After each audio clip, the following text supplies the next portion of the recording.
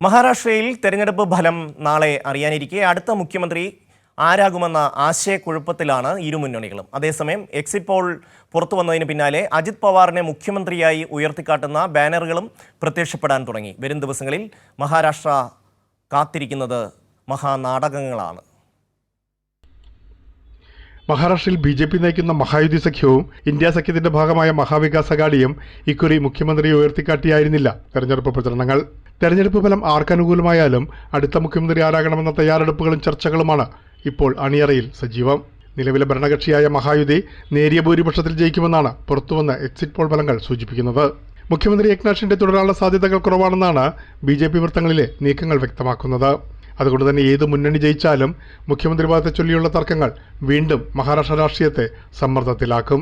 Vote ചെയ്തവരെ വിഡ്ഢികളാക്കി പുതിയ കൂട്ടുകെട്ടുകളും സഖ്യങ്ങളും ഉണ്ടാകാനുള്ള സാധ്യതകളും തള്ളിക്കളയാനാകില്ല.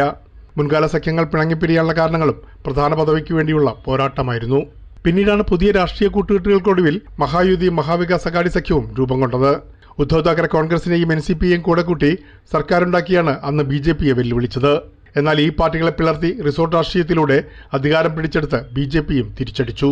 ഷിൻഡെയെ മുൻനിർത്തിയാണ് മഹായുതി സഖ്യം തെരഞ്ഞെടുപ്പിനെ നേരിട്ടതെങ്കിലും ബി.ജെ.പി. യോഗങ്ങളിലെല്ലാം താരമായി ഉയർത്തിക്കാട്ടിയത് ഫട്നാവിസിനെയായിരുന്നു.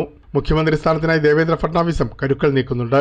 അതേസമയം അജിത് പവാറിനെ മുഖ്യമന്ത്രിയാക്കണമെന്ന ആവശ്യം ഉയർന്നതോടെ ഒരുമിച്ചിരുന്ന് തീരുമാനമെടുക്കാമെന്നാണ് ഫട്നാവിസിന്റെ പ്രതികരണം.